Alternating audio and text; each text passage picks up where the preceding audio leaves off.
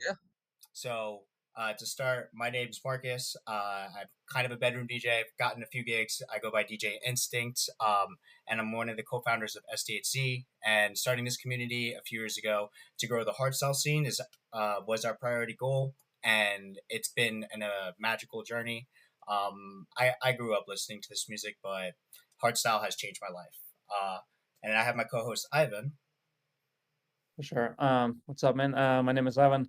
I'm originally from Russia. A big fan of hardstyle for about, I don't know, 12 years or more. I'm also aspiring hardstyle producers, so for me, it's a good opportunity to speak to you on that. I heard some of your music, which is nice. More euphoric stuff. So trying to do something like that, a little bit of Frenchcore. But yeah, just a big fan. Joined the SD Hardstylerz group recently, like 5 months ago, and it was kind of a surprise for me that there are so many people eventually in San Diego who listen to this music. For me, it's a big surprise, and I'm so relieved right now. We're going to the events together, which is kind of the best experience, I would say. So yeah, it's about a little bit about myself. Yeah, going to you. Okay, yeah. My name is Mike. I go by AbsturctA in the DJ scene. I've been producing hard dance exclusively for 2024, about 7, 8 years. I've been producing producing for 12-ish, poorly for 4 or 5. Um, Still counts. but yeah, that's other stuff we can get into. This past year has been my biggest year. I mean, the past 6 months have been the largest for me as far as gigs, presence, and just kind of eyes on. Um, so yeah, it's just been a lot of stuff we'll talk about, but that's just kind of the little synopsis of myself. Cool. Yeah. I am excited to have AbstructA here. He's I delved into his music years ago that you mentioned you started producing, and you really touched my soul with a lot of the euphoric stuff you've produced in the past. And seeing your evolution into a lot of more raw, hardcore, and then up tempo. I think it's a neat transition, and I think along the path you've been doing a lot to grow uh, good influences in the scene, the music itself. And yeah, no, dude, I've been excited to have you here to kind of like inquire a lot of your opinion on the scene. Yeah, ever since you guys talked with Eric, I've been really excited to get a chance to chat with y'all. Yeah, no, he got me strongly into up tempo. I've been into it for He'll a do few that to people. years. Yeah, no, honestly, yeah, he kind of stumped a lot of great gems from it, and like talking about you back then. It was like, yeah, no, I mentioned Obstructa, and he mentioned you, and then I was like, yeah, I need to reach out to you, like getting together. So when I finally listened to a lot of your music, I was like, dude, there's no way. Like I wish I would have known you from years ago. Those melodies, that is literally like my favorite type of art style. Oh yeah, oh yeah. Yeah. But yeah, no, dude, it was cool seeing you at DEF CON, meeting you there for the first time. And That was wild. I'm yeah, so jealous. seeing Yeah. you throw down such a great set, keeping that energy up, like I was like, dude, you have set the tone for the entire weekend. I cannot fucking feel more great in the Netherlands right now. So Oh yeah, that whole QSA pre-party just got us so ready for DEF CON. It was the best experience. how Is it your first DEF CON? Oh yeah, it was my first time in the Netherlands. It was a trip in and of itself. Absolutely beautiful place. Indeed. Do you have a favorite set from there? Oh yeah, so my I would say my favorite set, just like as far as what I enjoy, was probably the Black Reaper Showcase, just because for years now I've been waiting to see Elite Enemy live. Um, I got the chance to support Deadly Guns in New York, but Elite Enemy was one of the precursors to me falling more into hardcore and up tempo. So seeing him live and a lot of like louder, Eyes on Me, and then his new song Bite the Bullet, seeing that live was really really cool, and just getting to talk with them again. Like it's always really nice to talk with the whole Black Reaper team, Niels, Remco, Kai, and Mike Deadly Guns. for That um was so unfortunate that the live stream, guys. I don't know if you were was only for Red stage. Yeah, And well, the rest were just audio, right? yeah, yeah, and it was like kind of boring to listen to. Like just visual, it makes a lot of things much better Oh, to do. Yeah, oh yeah. but I watched like the red stage all 3 days, and I'm so jealous. Someday, go there. You will. No, yeah, no, you will, homie, dude. So how did you get that gig started at QSA? Like, Oh, so I was originally booked for a boat pre-party, and then that budget got cut in half, and so half the lineup got scrapped. But before that, I'd actually gotten Tripped It in the Ripper in contact with LevinCon. So like 4 months ago, I'd say they got confirmed for the to be the closer after Nightcraft at the pre-party. yeah, Um, and then I when I found out I got kicked from the boat, I reached out to Isaiah again.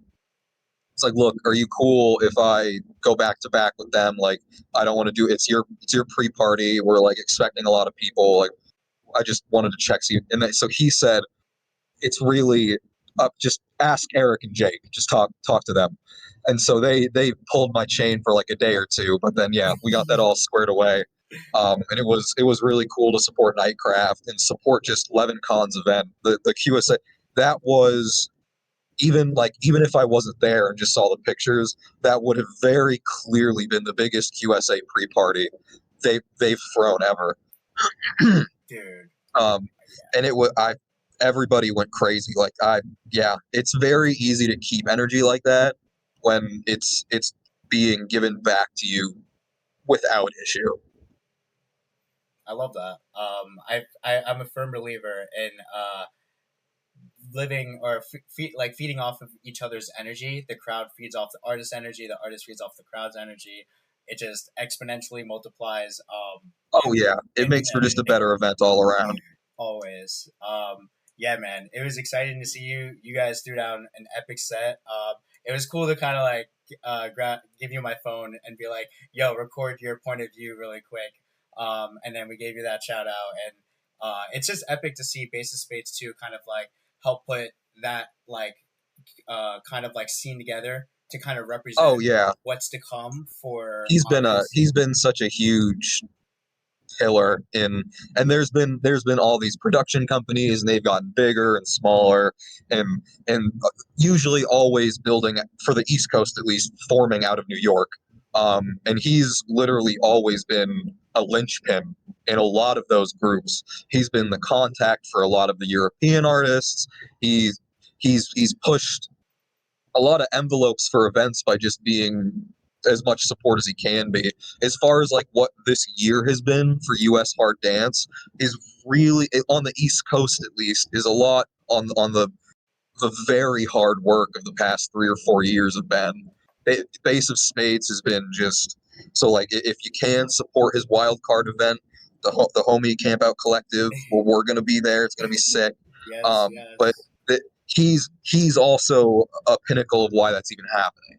Like a lot of those European artists, Water Spirit, Kami, no, not European, but the heavier West Coast side. That's a lot of him. That's a lot of his contact work. He's just been such a breath of life into a scene that could have been very easily left for dead. Yeah, he reached out to our account a few months ago with like an exciting message to say, he'd be willing to play for one of our events, and he was willing to give us his music to check it out, and I was like, we were all excited at the time to kind of see a few DMs, kind of like, oh my god, wait a minute, we're making noise. And then he was one of the first East Coast people that reached out, and we were like, yo, like they're actually like really, Oh yeah, so he's once we been on caught it. when Yeah, once we caught wind of you guys, it's been a connection we've been really trying to nail down. If we working with you guys has and meeting you has only been a positive for our whole little hodgepodge group of East Coast hardcore producers.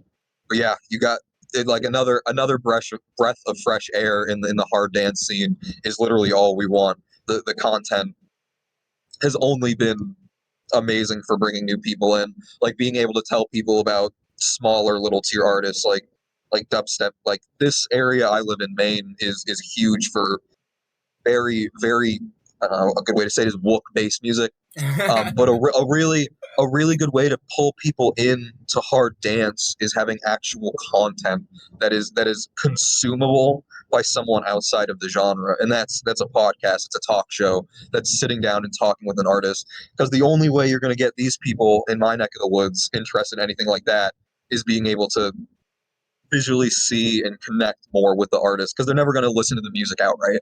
I know that. I've tried. It did not work.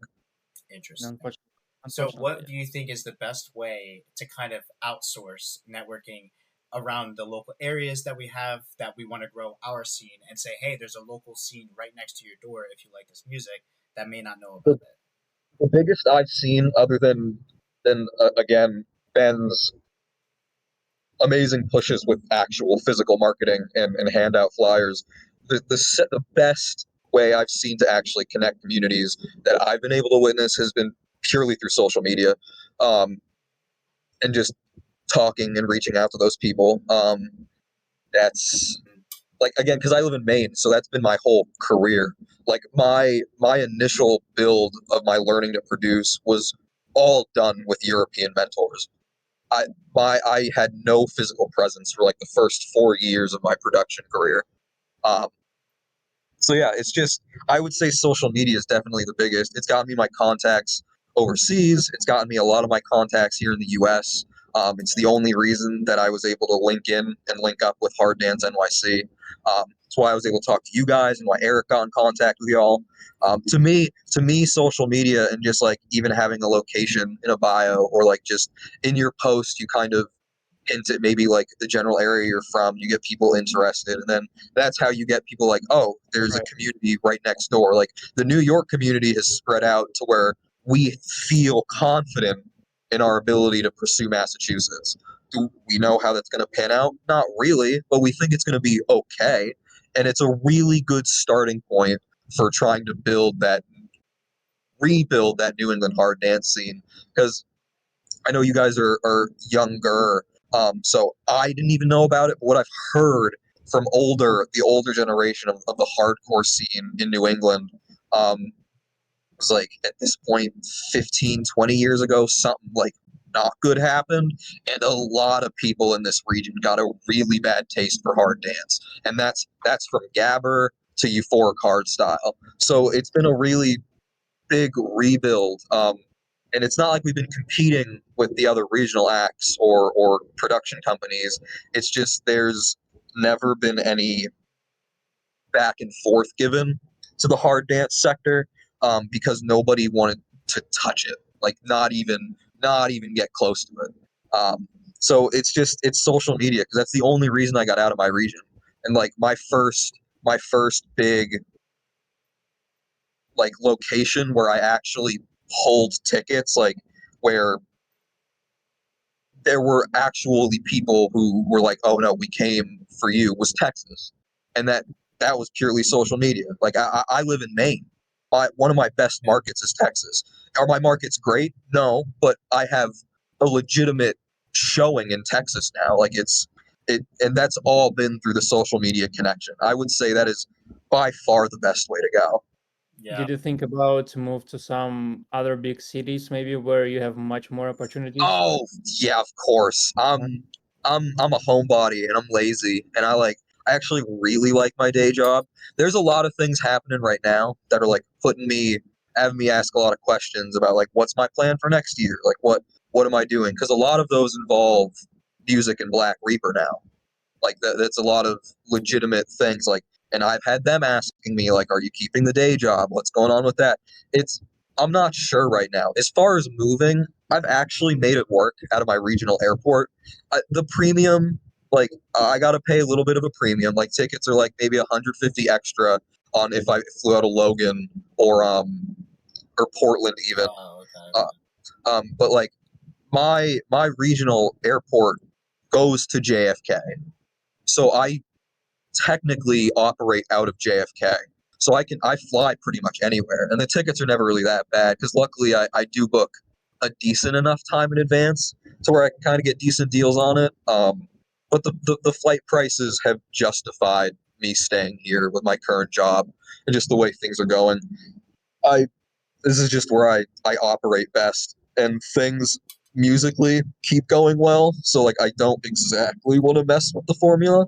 Yeah, as long as social media and social networking stands as the forefront for connecting, then I guess wherever you're stationed at wouldn't really, show an effect on outsourcing. Like yeah, I'd have more shows if I like moved to Austin or something, or like in New York. Like I I kind of get the amount of shows I'm looking for right now. Like, would I like it to be to get to like the next tier of stuff? Yeah, and I'd like maybe like to fill out a few more months. But like, I've never had a full August. That's pretty cool. I go weekend to weekend to weekend in August, with like a week break here and there. But that's never happened before. That's a pretty cool thing, and I can do that operating out of Maine.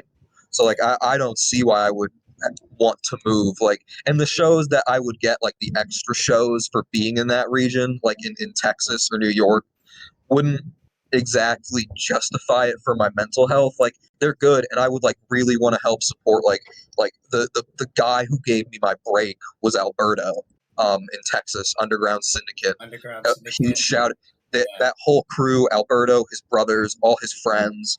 Um, I mean, we had a hotel issue my first ever travel gig, and he let me stay at his place, and that was really and he was worried that I was gonna have a big issue. I don't know. I'm pretty easy to work with as far as like when it comes to agency stuff and kind of the back end of like DJing. Like, what's the rider? Like, is he gonna have? Are they gonna be grumpy and mean? Like, if this doesn't happen, I really don't care. I was in the Marine Corps for 6 years. I don't. Nothing exactly like that phases me as long as I have somewhere to sleep. Yeah. Um, but like it'd be a lot of more of his shows, and I could probably help make it bigger. But like I do enough down in that area as it is. Like I love going back, and if financially it worked out, I would play more shows. Like Alberto, you can hit me up whenever you want. It's kind of your open invitation. I'll try to make it work if I can. You and Jake are my homeboys down there, and Aaron, Unified Assault. I just another shout out I have to do. We're talking about Texas. Yo, Um, Underground Syndicate, you got yeah. the hook line, man. And plus, I definitely want to see like what's out there. Like if I'm ever out there, Oh I'm yeah. hitting them up. I want to see an event because I first learned about them through Hardstyle Maniacs, which I noted. I saw your interview with them too. Really great interview, by the way. Like really learned a lot about you. Which is a little, kind of wild. Like going from that interview now this one, and I'm like, oh well, I know some viewers probably know some of the answers already, like what I kind of know now, but watch Hardstyle Maniac's interview with Obstructa to No, I like talking about it all. The yeah. more I can. I've got a problem with it. That's kind of why I do this stuff. Yeah, no, it was a lot of cool things that stuck out when you were talking about music labels, the music in general. And I know one thing that I was curious too with your music was how like what kind of brought you to transition from euphoric sounding hardstyle to raw then to up tempo, and do you feel So like was it a personal thing or company thing or whatever? so yeah, there were the when I rewatched that interview, I realized there were some parts and some plot holes that I kind of missed, Here's your chance. in the timeline. So when we're going from Denny Light in the euphoric era, right when I came out of rehab, and my main inspiration was Zatox, or I think someone told me it's pronounced Zatox. I don't know. Oh Um, man, yeah. uh, so him, Denny Light, who now goes by ArchFX, still want to support him. Still lesser known. I don't think he should be. Very talented.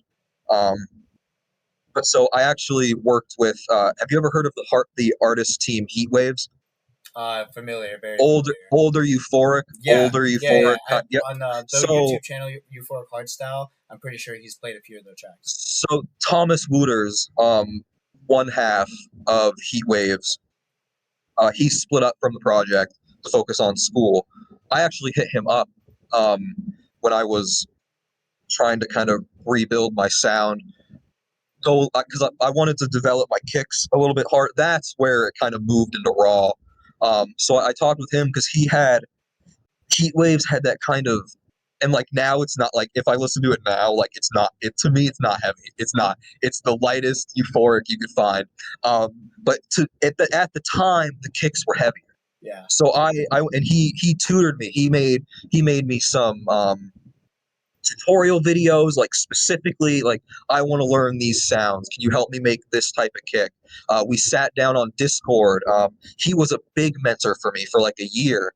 So then my sound kind of transitioned to a more raw ish sound. And then and through that I discovered Banger and Old Aversion and older Warface, the beginnings of End of Line. And I was like, I really like this. And so I ended up, that's when I started talking with Collision out of Australia. He got me in contact with CrowdX. That was after I had worked with Scabtick to get a little bit harder euphoric sound. And then CrowdX, I worked into Raw, and then that's where Gearlock came out of. And that I was, again, shout out to Gearbox and Phil. He's been a while not a major part, I would say a very helpful contact in my career. He's always responded to emails. He's always responded to messages. Like, this is the owner of Gearbox. Like, that's been in like Gearlock, while it landed on Scantrax, was made in an attempt to get on Gearbox. And then I just kept going harder and more raw and just rougher. And then I got to remix Banger, and then I got to do the upcoming EP. And then Collision, again, got me into Raw. He actually was like, what was it, 3 years ago? Sent me a message like, you should hit up Black Reaper because they have open demos. I wasn't making hardcore yet. I hit them up. They said they wanted hardcore. I started making uptempo, did a few releases with Hard X. They said, send us more. I sent them more. 2 months later, we were in contract negotiations. I use negotiations as the blanket word. They said, would you like to be on Young Guns? And I cried and couldn't write an email fast enough back. So shout out to Niall. Shout out to Niels. He's been my main, I would say, sponsor for Black Reaper. Heavy Damage, that if you guys have probably heard his music. But he has been just the best throughout all of this, and I owe a lot to him just working with me and attempting to give me a chance. I was the first American. I am the only American on that label.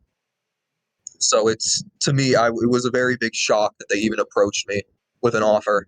But yeah, that's been crazy. So you said Black Reaper is the label? Yeah, so Black Reaper is the parent label. I sit on Young Guns, which is the talent. So that, but is the talent finding label. I say that because I don't exactly think I am still at that level, even though I probably am. I don't really think I am, but like, I sit on a label with Republic and Loner and Fast Life, and Lecker Faces is literally one of my label mates. Like, we release on the same catalog. So that, and he's fucking production menace, just a absolute genius in uptempo. So being able to work with him, like, I'm working with Loner and Fast Life on stuff right now. I've got a lot of stuff planned. We keep talking about future plans, Niles and I, and me and the Black Reaper team. So I don't know what's to come, but they have a lot of things. You've been on there for 4 years now since that. So I've been technically on for we're about to hit a year. I signed last December, but I've been talking with them for 3 at this point. Okay. Now I follow the story. I mean, that's a literal big opportunity for you, to be the only American, and I think that's great, honestly. And it's. Yeah, did you have a feeling you wanna start doing raw style or euphoric hardstyle from time to time, or you don't like it anymore? Yeah.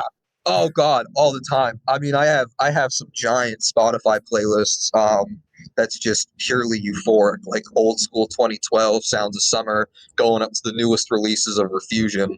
Like, I'm still all about it. a lot of my a lot of my melody inspiration is drawn from the entire career of Demi Cannon. I mean, he's been one of my melodic inspirations from the beginning. I have studied and sat down, and I mean, I've had years ago listening sessions to just illumination, and there's another one. I can't remember the name, but I should, and I feel like a loser that I don't. I do too. You're good, man. But yeah, like just over and over and over, Yeah. putting them in the DAW, just listening. So I definitely do, and raw style is the same. I mean, I lost my mind at the Indigo stage at DEF CON, like that. Oh, I love me my extra raw, and I'm actually I've got a few projects with a couple artists right now that are still in the figuring it out phase, but they are leaning heavily into a more uplifting, euphoric sound, I would say. like that. mhm. Cool.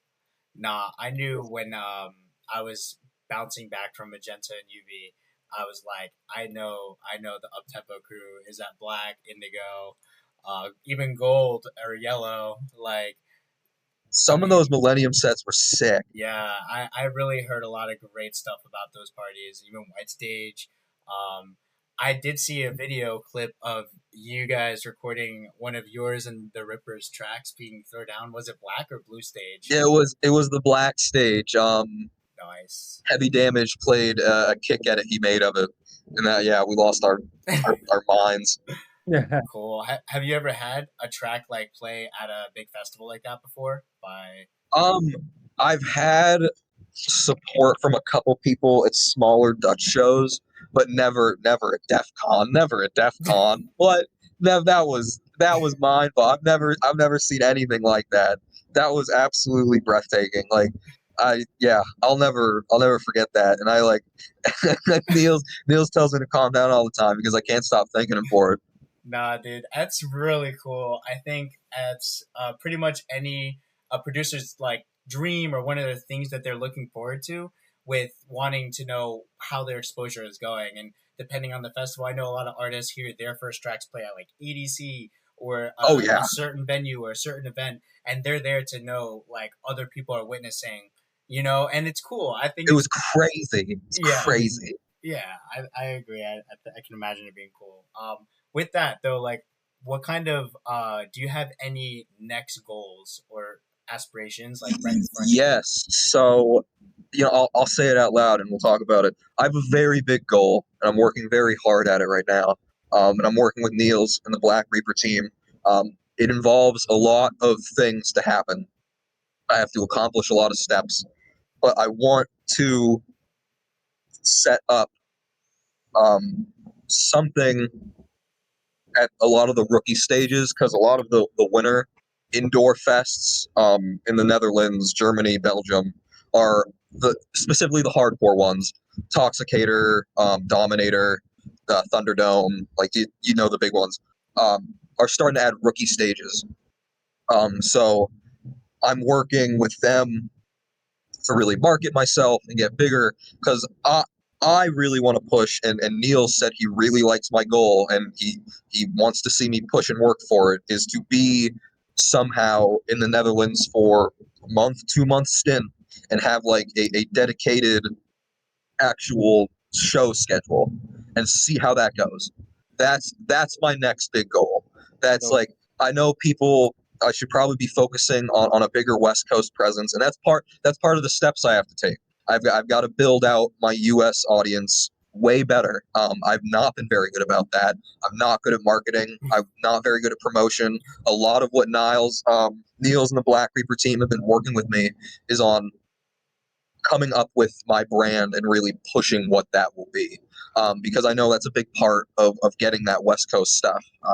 It's they look at a lot of metrics, and it is what it is. I can't fault that. They're selling out their shows. That's what they need to do to make money. Um, I want to get my hat in that ring because once I get my hat in that ring, then my name gets a little bit bigger, and we can actually start pressuring a lot of those festivals.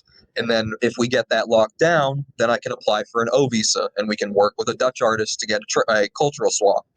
So like while there are a lot of steps, a lot of small missions that need to be accomplished, that is currently my next goal. That is by and far my next goal. I really don't have to worry about music. That's never been a problem. I've literally got back from DEF CON and couldn't not start working on new stuff.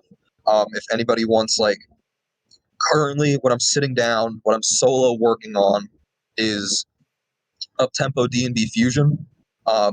So that's, I don't know what it'll turn into, if it'll be an EP or just a solo one track that I really like, but I'm making a bunch of it. I've got like 6 or 7 DMB basses that I've been slowly toiling away with the past 2 weeks that I'm working on big, just in your face kicks for. But that's currently what I'm doing. There's an EP on the way that's already final locked in. A group, mystery group thing that's happening. But yeah, a lot of that stuff is going to help build to what the end 2025 mission is of at least get at minimum one rookie stage, I would say, is what I'm shooting for. My goal is a month with actual planned events. That Do you think, sorry. no, I was gonna say I have like 10,000 rebuttals and replies for all of that. That's really cool, honestly. Go ahead, Ivan. So you're, I would say you prioritizing more Europe than US as of right now for yourself? I always have. It's just, unfortunately, that's been the genre that we sit in.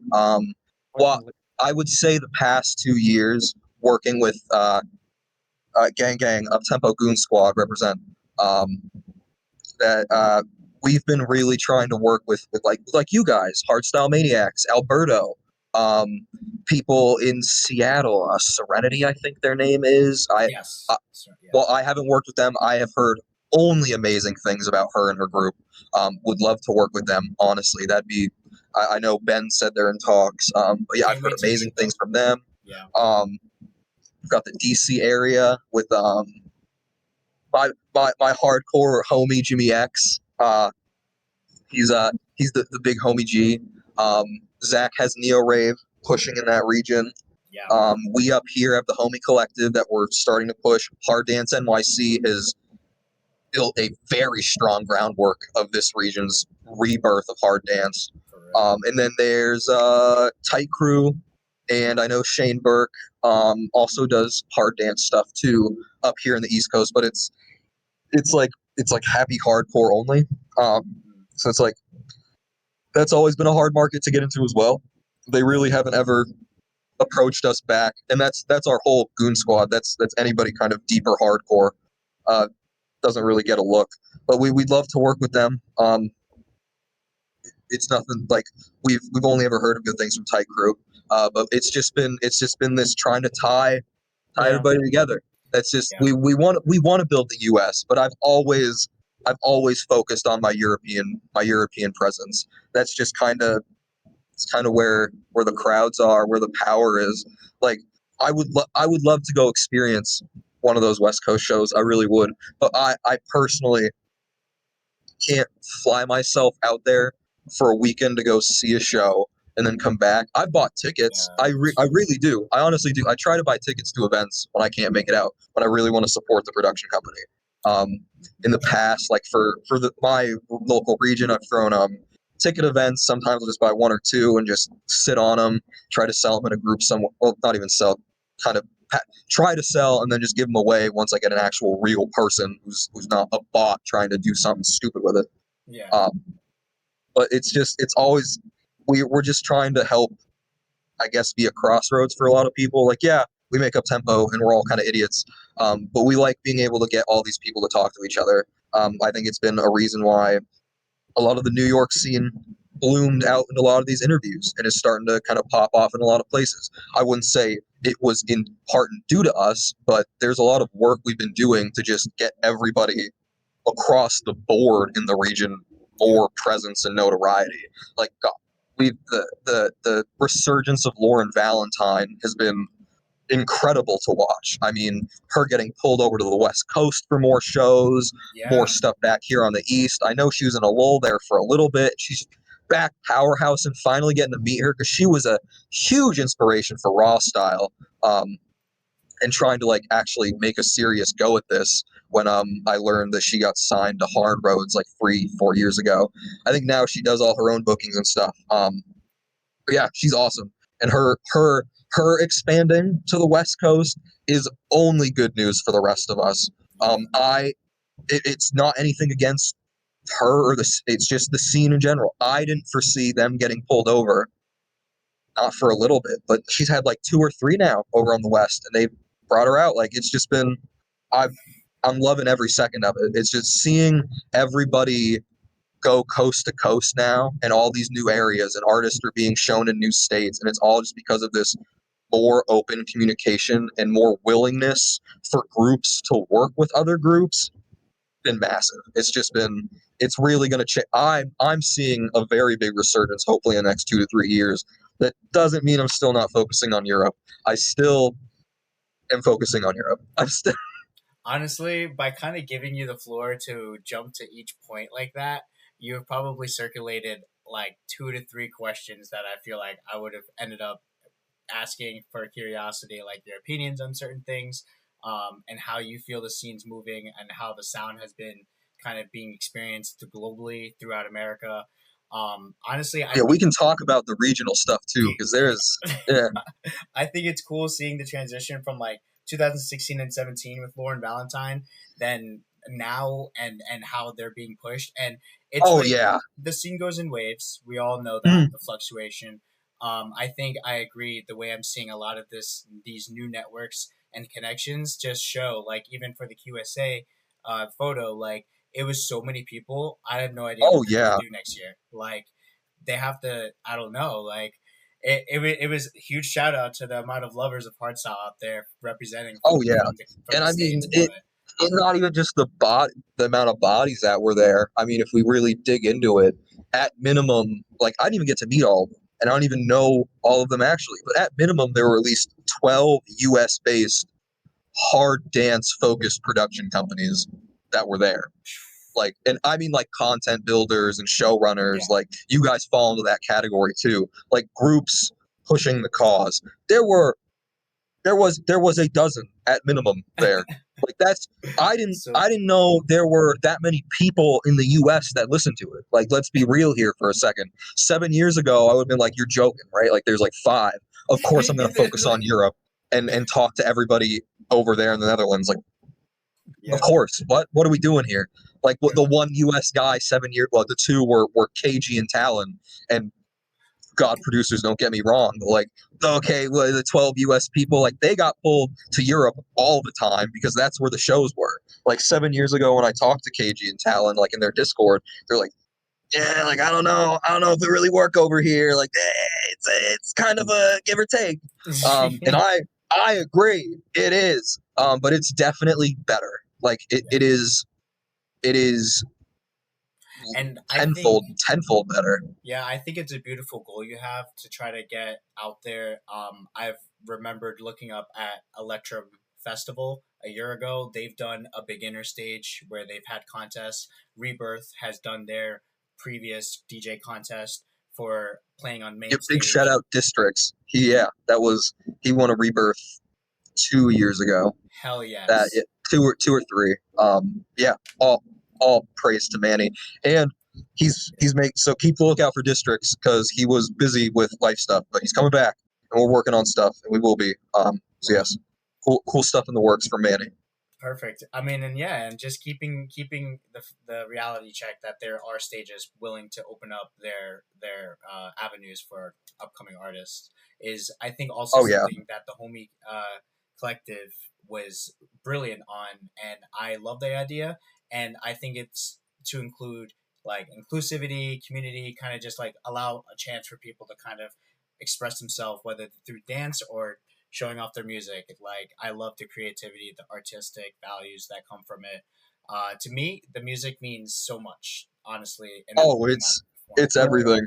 I've been asked before, like, do it for, like, you like being popular, you're like, popular. I got maybe 800 followers on Instagram. Let's not get it twisted. Popular is not the word I would use. So I kind of laugh at people when they say that. They're like the money. That one makes me laugh till I almost vomit. because it's definitely not about that. Because if it was about that, I would have never started doing this. Right. It's because I'm just like, if we really want to break it down, one of the first songs I released, Euphoric, you guys probably really dig it. Destination of the Willing I was love a that song. Yeah. full solo release, fully independent. I own everything to it, every single thing. How did you That release back then? that has almost 1 million listens on Spotify. We are at like 900K. All right, that's mind-boggling numbers. That's wild. Can you guess how much money that equates to? How much? How much you think? How much you think money? How much money you think over 7 years? Um, On nine, Spotify, No, 6. Yeah, spot. Yeah, yeah. 9. I just know the numbers. I don't know if it's true or not. Like for case dollars, for 1 million of listens. How much? It's I made like maybe 2,100. Oh, what? Okay.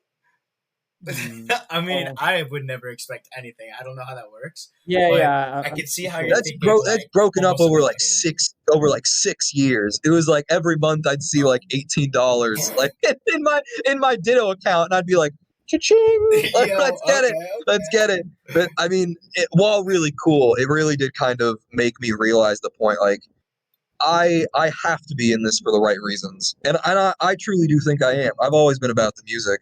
I really couldn't like I DJ because I don't like crowds, and I really, really enjoy being able to curate my own sound on Yeah. very, very big speakers. I'm very, very selfish. It's true. But Respect. Commendable. and I just don't like being in crowds. I probably said on Hardstyle Maniacs, but I am on the spectrum. It's just I don't do well with them. Not my cup of tea. So that's one of the reasons I got into DJing in the first place, was like I could do what I wanted and kind of be left alone, more or less. Um, I feel so dumb because I lost my train of thought. No, you're good. I mean, I was growing from what you're explaining to lead to a different question. That was literally from your previous point. Because my curiosity was how kind of like how you feel what the music means to you, like how you Oh, represent it's with my it. it's my everything. Yeah. It's my fucking everything. It's what got me. It's what got me through detox and rehab. Like it was a very key part of my sobriety journey. Like Can I? without it, I don't know. Oh yeah. What? I did want to touch on a discussion that you did bring up to me that you're now bringing up here. So I guess it's open floor because I was very curious and I really appreciated the story of what you were explaining to me, how you came up with your name and like you're growing into starting this all. And I think it's a very treasurable story for the viewers, and I want Ivan to know. Yeah. Okay. So we can delve into it. So I gotta do quick math because the years kind of all melt together. I've been sober for 7.5 or 7.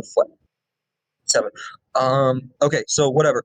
I'd say 7, 8 years ago, I tried to kill myself by throwing a car off of I-95 going real fast. My mom caught me at a gas station, threw me in the hospital. I went to detox, blah, blah, blah, blah. I was drinking real bad too at the time, so they had to detox me and rehab me. I was in a mental and mental health recovery and alcohol abuse recovery. And then I did like 4 months IOP. But so when I was actually in the detox in the rehab center, the one where I stayed there overnight, was monitored every hour, so they made sure I didn't hang myself with a shoelace. There was a communal boombox, and my dad had brought me a bag with a bunch of clothes and stuff, and there was a Zatox CD in it. So I played it. I played it all the time. I played it the whole time I had any chance in the communal room. Like I held onto the boombox as long as I could. There was like a day when it was broken. I was pretty pissed. I tried to get it fixed. They got it fixed. I took it back. But so I just because I had been in the hard dance a little bit. Like that's why I entered a contest to win a Zatox CD. Like who does that if they didn't like kind of like the music? But like I was still listening to dubstep and the early years of rhythm and trance. Was really into trance, W and W. then like some about it, like I just listening to Oxygen over and over and over and over again. And then I remember I was just kind of sitting there, and I was like, I don't know if like it'll ever be a career or anything, but like I at least want to make a serious attempt at like trying to do music, like maybe like not even being big, just like feeling comfortable enough to release music. So when I was in there and they were like going over the AA stuff, and like I kind of started to fall in line with AA. I'd been there a couple days. I'd done a couple meetings. I came up, I was just like screwing around on paper, and I'll probably post it again soon, but I ended up drawing up this depressed eye thing with a bunch of spikes, big old line through it. I was trying to figure out like what I would call it, because I actually did like the logo, and so I did two big A's, and I had to figure out how to like kind of put them together. And there's like abstract and like obstruction and blah blah blah. So I was just like, well, we can be just kind of simple and dumb with it. And we just go with AbstructA. Like it's like that's one A's. A's are always gonna pop, and I have them raised and everything. So the key part of why they are raised is the tools that I gained though, and that I was hoping to continue to hold on to in my journey of sobriety after I got out of detox eventually. So they stand for the AA, because it's been a big part of my life. Work phone, and so that's how I came up with that. And then it just evolved. I worked with a Dutch concept artist who came up with the revised logo and came up with the AbstructA font. So that's a custom font, which I think is pretty cool. A lot of people tend to like my logo because they think it looks like a little penguin, which was not the case, but I will say I do like, because one of the first artists other than Denny Light and the mentors I was working with to actually, sorry, I don't know what that buzzing was, to actually work with me was Wasted Penguins. And I say what like talk like he responded to like just a DM on Instagram. Like it wasn't even when I was like really like deep serious, like where I was hitting people up like, can you listen to my music? I was like, oh, I'm just a fan. Like, it'd be so cool if you said hi back. Like, that'd be crazy. Wouldn't that be crazy if like you replied and liked this comment? That'd be crazy. And then he did. And we talked. We like months would go by, and then I'd hit him up again. He'd be like, hope you're doing good. And then I started sending him music. He was like, keep this up, keep this up. So like the fact that it does look like a little penguin, I've never wanted to change. I like the fact that happened is purely circumstantial, but it's always been and it kind of leans into the like I do like euphoric melodies, and I really love melody work even in uptempo. So like it kind of helps lean into that too. It's a dumb little part of the logo, but it's become important over the years. Dude, That is dope. Yeah. that is such a beautiful story. You even added more flavor to new details I didn't know, like that penguin look. I love it. I don't know. I don't know. That's an inspirational AF journey. I don't know. I really appreciate you Like sharing that's that, and I respect a lot of yeah. the stuff Oh, of you course. shared, man. I'll tell everybody ever. Like that's why I'm always extremely confident in my answers when people ask like why do you do like is your heart really in the music? Is it like it's always been about that? Like I want to give as much as myself to the scene as I can. Like another reason I kind of DJ and like kind of try to want to do it professionally is like just because like you need money to survive. And like I know that sounds dumb, it sounds like stupid, but like I've done a lot of my DJ career out of my own pocket. Like I've a lot of not a lot of the shows that I've done have been like where I was profiting really well at all. Is that starting to change like a little bit, and it's helping me to do more for the scene. Like I want to give all that I can to the music and the people that have like really helped me rebuild my life, because it's been such a big part of not just my music career, but like rebuilding as a person. Like I owe it a lot to repairing my relationship with my wife. I owe it a lot to repairing my relationship with my dad, my brother. Like it's just a lot of things have been given to me from what I see to have been given to me by hard dance and the passion I put into it. So I've only ever wanted to give it back.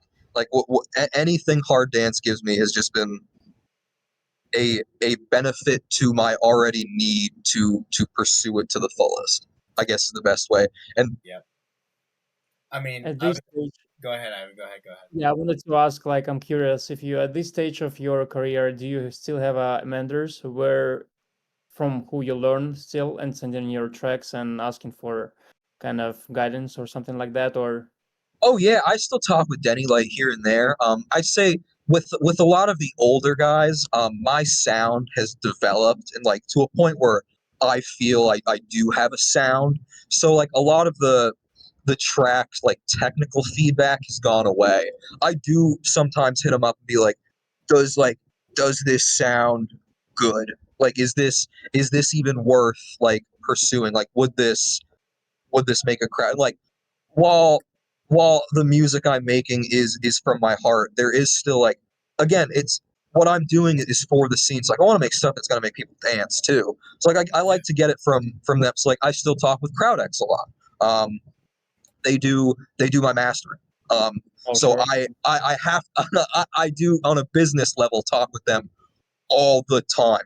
But I also like hit them up from time to time. Like, does this even sound okay? Like, is this driving well? Does this Mhm. lose all of its momentum after the drop? So that yeah, all my mentors have always been helpful. I think the only one I kind of lost contact with was Scabtick, and that's just because I never like actually communicated with him on any like true social media. That was purely through his business email and Discord, and I'm pretty sure that specific Discord was like his business one. So it wasn't like his personal, so I never really was able to get back in contact. But honestly, everybody else, like another reason I love this fucking scene is like regardless of their level, regardless, it like waste like will still talk with me. Like I can still talk to Phil. Oh, another Dematic. Are you guys familiar with Dematic? Nah. I don't know. Okay, so big European Aussie hard dance artist. I wouldn't say hard style, more like party floor hard dance. Um, he's been a point of contact with me for years. I've sent him like the vibe of this. Like he gave me so much feedback and advice. Like I wouldn't say in like a true a mentor capacity, I guess is a good way, because it wasn't any like ever videos or calls, but he would always respond to my messages. And sometimes I'd message him a lot, and like a lot. But just regardless of level, like he plays direct support for like Timmy Trumpet and like the big Euro powerhouses. But they've always responded. One thing I've always found with this scene is regardless of height or level, with a few exceptions, with a few exceptions, everybody is so willing to talk to everybody in the scene. It's such a network Yeah. of Yeah. building together. And like I get in Europe, there's production houses that are trying to like up profit the others so they can make the next event. I get that. That's major festival level. That makes sense. But the artists, the labels, the label crews, just the groups, they all A talk to each other, and B all of the big artists talk to all the small ones and all the fans. Like it's one of the most tight-knit music communities I have ever seen or been a part of. And like yeah, I get it. It's the only one I've like been in depth in, but living in Maine, you see a lot of like the bass head community. Jam bands are really big around here. Deadheads, country's pretty big around. Like it this has to. Oh, as far as EDM and production, like Death Step, Bass House, but like I've talked with those people, and I had a mentor that was a Death Step producer, Murmur, um, and like they they didn't work together. Like the drama I would hear in those scenes in the dubstep community and the house community, like production houses fighting with each other, crews are like enraged about like. Meanwhile, in hard dance, there's like 18 discords for the same guy, and they're all active because there's like 100 different people all talking to each other. Meanwhile, 30 of them are all some of the major artists in the scene. Like and I've seen that for the past 6 years. That has never changed, and it's only gotten better. It's the heart blood of this scene has got to be the fact that the newer generation has always been grown, taught, and educated to be the best in the scene as they can by the old guard. Like maybe the old school gabber heads are like, this isn't hardcore, but even then they're like, it's kind of hardcore. Yeah. Like everybody's still cool about it. It's one of my favorite things about this. Yeah, honestly, you hit it on the nail with a hammer, with Definitely. a thumb, whatever the fuck. Like, dude, that's literally all the words of representing what this scene means in itself as well. And how it kind of, it's a positive feedback loop. The scene itself feeds the love and passion and connections it makes, and I think that's just continuing the scene to grow. That's what it takes for all of us to kind of really just sustain networking, sustain communication, support each other, and I don't know. I think that's one of the best like cherries to kind of wrap everything up on. I really appreciate it. And like one of the greatest things about that too is that's not just only in the production side of the house. Like a lot of these, like if you talk to a fan, like if I like DM someone on Instagram and they hit me up like, oh, like we found you, like we heard your stuff, blah blah blah, and then you hit like, oh, like I talk with these guys. They're usually also talking to other artists. Like the fans aren't left out either. Like if you're just a true, I've always been wanting to be a producer. Like I needed to make this music. I did after figuring it out. Like that was a drive of mine. So in the scene, I've always been trying to connect with other artists. Like that's been my goal.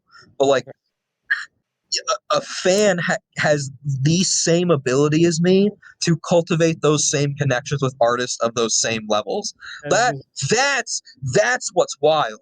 That's the coolest part is that the fans are involved in all that same stuff too. They're in all the discords too. They're talking with like Demi Cannon Atmospheres and Vitriol and Deadly Guns and like everybody's talking to everybody and all the fans are too. Everybody's interlocked.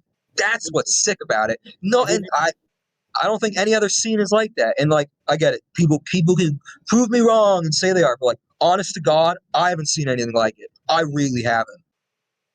Definitely. Yeah, I remember like at EDC, I went to different stages, and by that time, of course, I've been the big fan of hardstyle. And I remember seeing Sound Rush. If you guys, of course, you know the guys. I've seen them in the crowd. I was like, am I sleeping? Like, is it a dream? Like, they just standing there, I took a picture. They so chill. Same I can say for the Tweakers. Like, they just in the crowd. You cannot meet the same people with different Oh genres. yeah, at DEF CON, I mean, at any given time at the blue Yeah. stage, there were at least two artists that had played on the yellow, at least someone that was probably going to play on the black. Like everybody, like a guy would get off a stage, you'd go to like the fan meetup, you'd say hi. Like it was Mind Compressor. We were talking to him, and he's like, look, I'm so happy to talk with you guys, but like I got a party, and we're like, get it on. And then we found out he was just like jamming with like Unproven at the yellow stage at one point. Like they were just like everybody's just having a good time. All the artists don't want to just leave and go. Like some not gonna want to go sleep. Like I know Mike had to leave after Friday because he had a gig like an hour later after one of his sets somewhere else. Yeah. Well, like so many like other artists stayed. Like it's crazy. It's absolutely wild. I think the community has the best platform with this music. That's why I feel like I've been so consistent ever since I first stumbled upon it. I have always felt a belonging. I can't explain how many times in life this music has saved me. Just seeing Wasted Penguins here in San Diego and then at DEF CON and being like, hey, we are the ones that had the flag that you signed. He was like, oh my God, no fucking way. Like, fuck yeah, man. It's good to see y'all. Like, fuck yeah. And then just like, seeing, I think you're right, man. It's just, this scene has just made the best feelings of connection and belonging that I've ever felt. So. Oh yeah, like I have some of my best friends. I only met them through this stuff. There's Eric, Jake, Ben, like our little goon squad is, and we're ever growing. And we found some incredible artists along the way. It's just like it's just how tight knit the community is, and it's just been incredible the whole time. Word, bro. But dude, for the sake of like keeping everything wrapped up and respecting everyone's time, dude, I think I've covered all my curiosity questions. I really, really appreciate your time. I appreciate you coming up here, helping with growing the scene, making these connections. They're amazing. I cannot wait to see another set by you.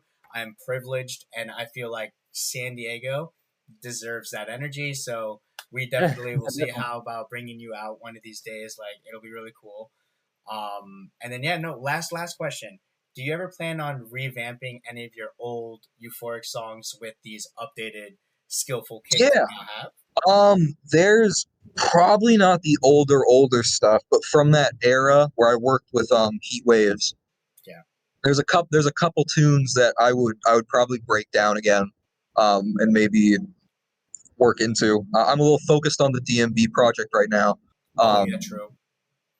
But there's definitely a couple songs that I want to pull back into the fold and either turn into raw tempo in some kind of way, or just fully rebuild at 210.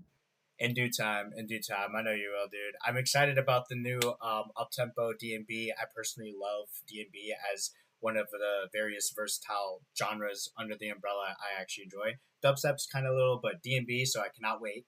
Oh yeah, no. If there's like dubstep, it'll be like a half fill between like an up tempo drop break. But this like I want to heavily lean into D&B, and I'll shout out my boy Joey, your boy Joey on Instagram, because it's his fault.